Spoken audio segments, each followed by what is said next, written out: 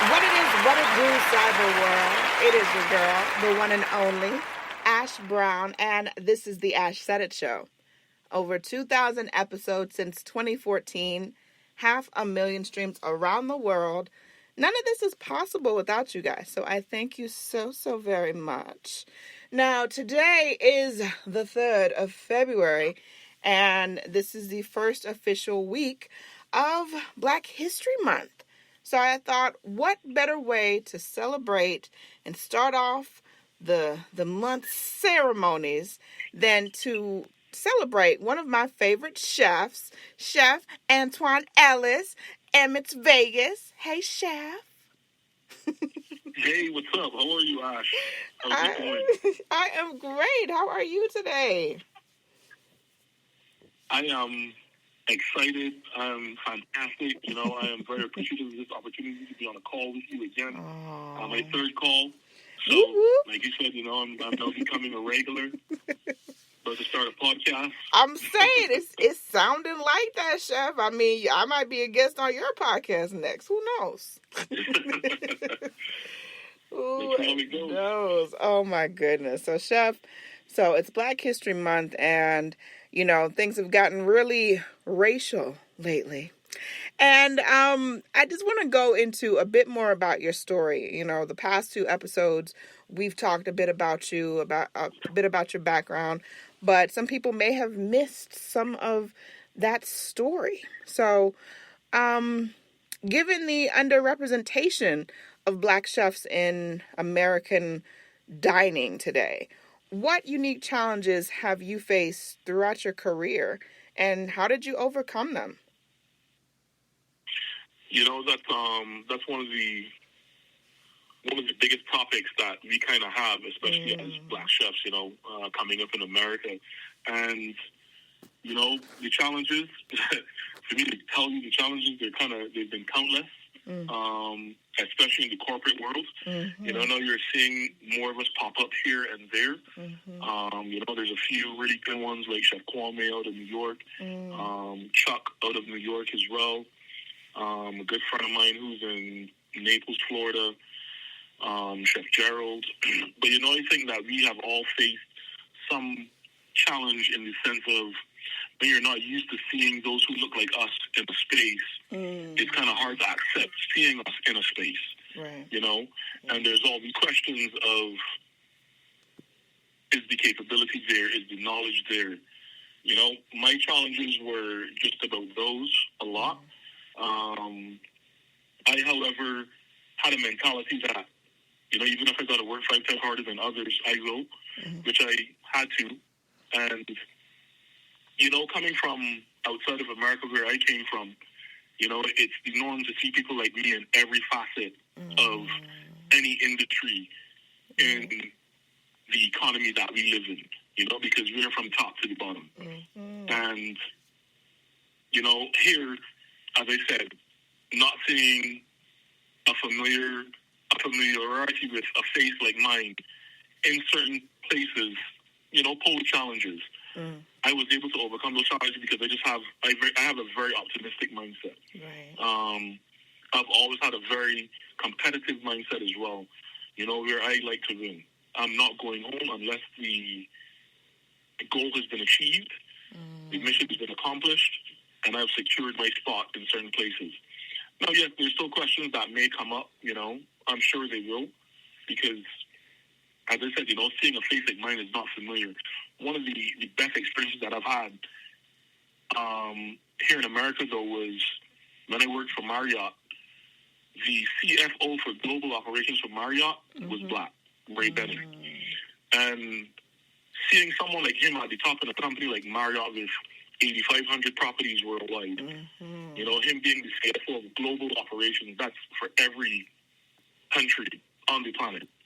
To see someone who looked like me gave me that spark again to continue the push and continue through the challenges. Talking to people like my parents who overcame a lot. Yeah. Overcame a lot. And my father, for one, going to places like Germany and, being at the top of his game in a place like Germany, coming from Barbados, in a small country, those are the things that I took to that also allowed me to continue to find the strength to move forward. I love that. Yeah.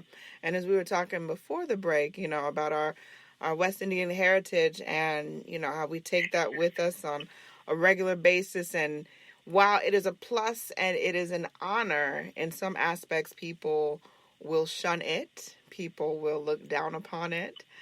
But I want to know, how do you incorporate your Barbados background into some of your culinary explorations? The things that you do in the kitchen. So yeah, one thing, the flavors that I always ate growing up, always come into play in terms of like sauces and, like I've said before, for one, the Creole shrimp. That's one that really sits dear to me. Emmitt loves it. It's one of his favorites. The flavor profiles that go in there, the strong garlic flavor, the shallot flavor, just the whole marinating of the shrimp and making the whole seafood base sauce that we started out with. All of those things tie into coming up in the Caribbean. Like I said, all the flavors come into play. Garlic, green onion, just strong flavors. Yeah. So that's, where I tend to draw inspiration from when it comes to the Caribbean in my food. Gotcha. What advice would you offer to the aspiring Black chefs that are coming up now, the ones that are under you, that next generation?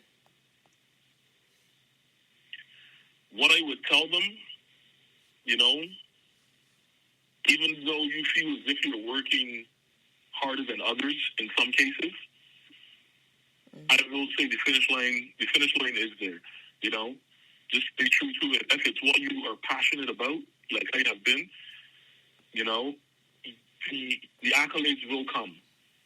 Even if you feel as if they're coming later than expected. We have a saying back home, God didn't make the world in one day. Everything takes time. So in order to build that world that you do want, it takes time. It takes dedication. It takes patience. It takes persistence. And as long as you are willing to put in the time and put in the work, you will get there. You will get it. Because this is those other chefs that I spoke about, and one of them that I know personally, Chef Gerald, same thing. The time needs to be put in order for you to reap the rewards of that time that you put in. Facts. All facts.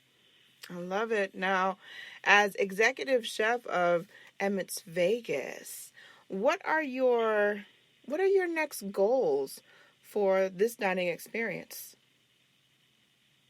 My next goals are, for us to see this place grow and become that institution that we want it to be here in Nevada and Las Vegas, first and foremost.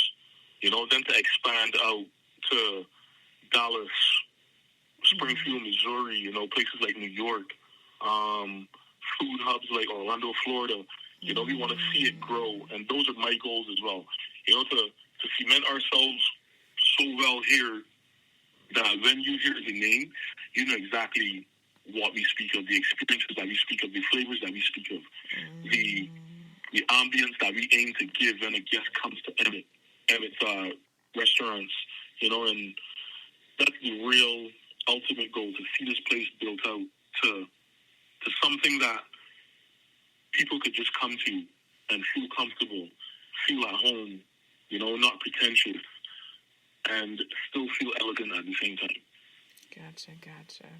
Now, I don't think I've asked you this before, but how involved is Emmitt in the execution of the restaurant? Like your day to day, could he just like pop up randomly one night, or is what does that look like? Very randomly, he could pop up, yes. And he does pop up very randomly, believe it or not. I think he's here about every 4 to 6 weeks. Okay. And it would be, we wouldn't know that he's coming, right. And then he shows up, and he's in the kitchen, he's talking to us, he's giving us pep talks. He's a very inspirational person, so when he speaks, it's like everyone listens. When I first met him, it felt as if I was talking to an uncle of mine who knows what he's talking about and who just is out for the best for everyone who is involved in anything that he's a part of, you know? So he could pop up tomorrow. He could pop up next week. Sure, he could pop up this afternoon. You know? But he's very good at doing that. But when he does it, it's like you're not exactly nervous for the fact that he's here. Right. You're nervous for the fact that you want to ensure that he is proud and continuously proud of everything that you do. So he has that presence as well, you know. He's a very, very good person. Yes, we love Emmitt Smith. We do. Now, people that want to get some more information, Chef, if they want to book, if they want to talk to the concierge, what is the best way for them to get some more info on Emmitt's Vegas? So I always say go to emmitsvegas.com. There's a bunch of information on there regarding the restaurant, our hours of operation, you know, the team here at Emmitt's. You could also follow us on social media at Emmitt's Vegas, on Instagram and Facebook. And there's plenty of information on there. You know, there's pictures of the dishes.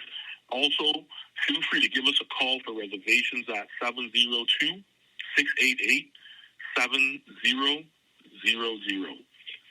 702-688-7000. You know, call us, go to Open Table, make a reservation through Open Table. There's plenty of options, you know, to get information to come to you. So, you know, those are some of the best channels. emmitsvegas.com, at Emmitt's Vegas, or give us a call. Sounds like the plan. Again, thank you so much, Chef, for coming through. Definitely love coming through and getting some inspiration from you. I always get a little bit extra, you know, and that works. So we love that. Yeah, always. Especially for BHM. You know, I'm definitely here. And I appreciate each and every one of you guys. Thank you so much for your love and support. Keeping in mind, anyone to tell you that you can't do what you want to do, you look them square in the face, you tell them, don't believe me. Just watch. Watch what I do. Watch me make it happen. Watch me make history. That's what we're doing this for, the history books. Social media is nice, but real life is so much better. Until next time, you guys.